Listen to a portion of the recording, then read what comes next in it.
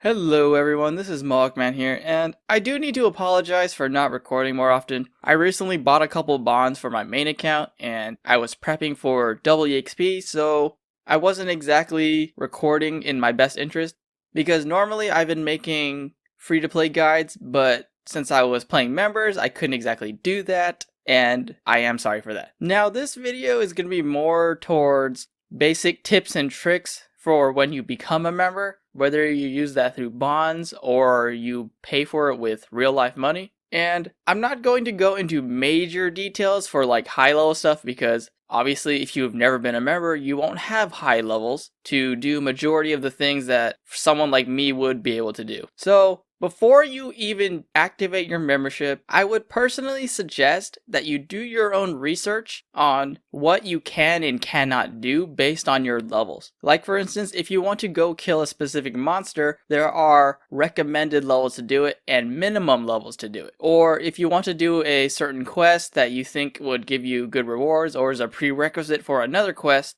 you will need to complete those levels before you can even start the quest. Now that's just a basic information thing. Now if you don't actually like questing, you can kind of ignore that statement because if you're like me, I absolutely hate questing in this game. It's boring, it's tedious, and some of the requirements are kind of annoying to get, or the quest in general doesn't give you any really good rewards at the end. But that is a separate issue in itself. Now, when you do activate your membership, the first thing you should do, in my opinion, is activate the lodestone network. This allows you to essentially teleport around the members world without actually wasting ruins, and it does save you quite a bit of time because you may not be carrying teleport ruins to go anywhere, and you may not even have the magic level to teleport to some of these places. So having the lodestone network activated can save you time in the long run. Now that you've become a member though, you'll notice that there are quite a few skills you can raise past the minimum level of 5, and it can be quite daunting for someone who's never been a member. What do I do? Which skill should I raise first? Blah, blah, blah, blah. It's kind of like, you kind of be overwhelmed in the first couple of days because you're just like, there's so much more to do than normal, and you might feel overwhelmed from the excess amount of skills you can raise. Now, in my opinion, there are 4 skills you should focus on because of the overall benefits that you can get when they are higher leveled. And those 4 skills are farming, herb lore, divination, and slayer. As for the other member skills, they're not really that great at leveling because most of those skills are only prerequisites for quests and they don't really help you out in the members world. Like, say for instance, construction. You don't build anything in the real world, so it's never going to help you. It's just a money sink skill. Now, the reason why I say these 4 skills are very useful in raising is because their overall benefit to you in the long run is the best. Take farming, for example. In the background, you're going to see me doing a farming run right now. Now, farming is a passive income type skill. For instance, you put the seed in the ground and you wait for it to grow, and then you just reap the benefits later, just like the real world, except it doesn't take as long as the real world. Now, some of the most profitable things about farming is herbs and fruit trees. The reason for this is because of herb lore, and when combined together, farming and herb lore can make a lot of money, and it's very profitable in the long run. Say for instance you want to make higher level herbs that are required for higher level potions. Other players will be more than willing to pay others to plant those herbs for them because one player can only do so much on their own. Sometimes you just have to pay someone else to do it for you. And that's where you can come in. If you don't use the herbs yourself, then you can just sell them to other players. Some herbs can sell for as much as 15k for one herb, depending on what type of potion it may be used for. Now, another basic benefit to raising farming is that you can have your own player-owned farm, which also gives you passive income in the long run. Now, you aren't going to be able to make your own farm right away because some of the levels required are rather high. Like for instance, if you wanted to raise dragons, I believe you need 92 farming just to do that. So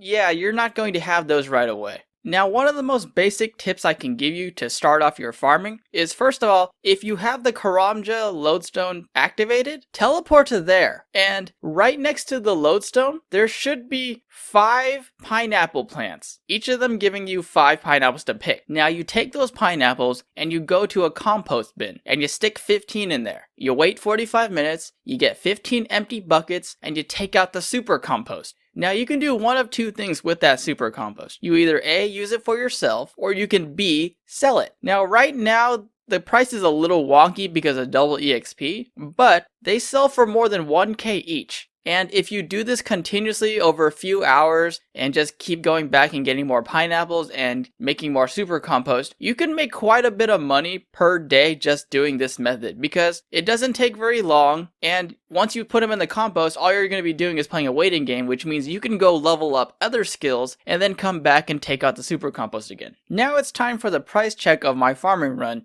while I was talking about other random crap like pineapples. As you can see, I made over 700k from this one run alone. Now what's actually kind of stupid is that I could have made even more had one of my herbs not died. But this just goes to show you how much money you can make from doing farming. One run made me 700k. What if I did this 4 times a day, 5 times a day? Because herbs only take like an hour and I think 15 minutes to grow, but I could be wrong on certain herbs because some of them might take longer, but you can kind of imagine the numbers behind that. Just this one run made me that much. What about the next run? What about the run after that? The possibilities are pretty much endless, but you can make a lot of money from farming. Now let's move on to herb lore. One of the most basic things about herb lore that can be very beneficial is that it can boost your own stats and recover them. Like for instance, you can make your own prayer potions, recovering your prayer points. Or you can boost your attack skills, your magic skills, your range skills, anything you could possibly think of, herb lore can pretty much do it. Now there are massive benefits to raising herb lore to higher levels because you can make potions like overloads, which raise your levels and keeps them there over time instead of dropping them like normal potions. And this type of potion is required to pretty much fight any boss later on in the game, because you don't want your stats dropping when you're fighting a boss. Or you can go the more profitable route, and that is to sell the prerequisite potions for other potions. Like say for instance you want to make an extreme ranging potion, a high level potion to boost your ranging stats. You cannot buy or trade for this item, so you have to make the prerequisite potion and then combine them together to make the extreme potion. And this is where it can be very profitable. If you sell the prerequisite potions, people are more than willing to buy them to make the higher level versions that they cannot trade for. So you can kind of see why raising herb lore is beneficial not only to yourself, but also to other players. Now let's move on to divination. I hate this skill with a passion, but its benefits are too good in the long run to ignore. For example, one of the most basic items you can make from divination are porters. This item allows you to take certain resources that you find in the real world and it teleports them to your bank, which is probably one of the most useful items in the entire game. Like for instance, what if you're mining and you don't want to bank? You just fill your inventory with porters and you just go to town on mining. And you just activate a new porter every time your old one expires. And you can just sit there as long as you want until you run out of porters, and you just go back and get more and mine some more. Now this is only one of the most basic benefits of divination, but at the higher levels you can have higher level porters that can bank more stuff for you. Another benefit that you can use divination for is divine locations, which essentially allows you to farm for specific items without actually having to go to that area to do it. Say for instance, you want to make a Ruinite rock divine location. You can literally do that anywhere as long as you have already made it in your inventory and you just activate it and then you just mine from it. Of course, this would be more beneficial if you did it with other people around. That way you can get resources from them mining it from you. Kind of confusing if you don't really understand it, but you will once you activate your own divine location. You get noted versions of whatever it is the divine location is based on. Simple. Now for the very last membership skill that I think is the most beneficial to you is Slayer. Now Slayer is raised in conjunction to your combat. Say for instance, it doesn't really matter if you're using melee, range, or magic. you can still raise your Slayer level. Now, the reason why raising your Slayer level is so beneficial is because it allows you to kill specific monsters that you would not be able to harm otherwise. Take, for example, the monsters that I am killing right now. These are Order of Ascension members. You need a basic requirement of level 81 Slayer to even hunt these things, meaning that if you don't have it, you can't even hurt them. This is the reason why raising your Slayer level is beneficial. It allows you to kill different monsters and more interesting monsters that could potentially give you really good loot. And the long-term benefits of raising your Slayer is massive. You may have seen some videos on YouTube of players hoarding their Slayer loot tabs and making millions upon millions of GP. Now, the higher level Slayer monsters are usually more difficult to fight, but the overall benefits to killing them can be massive. You can get amazing drops from them, and certain monsters might have unique drops that only come from them. And that can be beneficial for you, or profitable if you choose to sell that rare drop, because certain rare drops can sell for millions of GP, depending on the monster and the rarity of the drop itself. Now, there is one last thing that I would like to talk about, and that is questing. Now, questing, like I said in the beginning, can be very beneficial, but it's also very boring, and that's why I don't like to do them. But some quest rewards can give you very good benefits in the long run. Now, one of the quests that I say that every player should do upon becoming a member is the Family Crest quest. Now, the reason why I say you should do this is because of the gauntlets that you get at the end.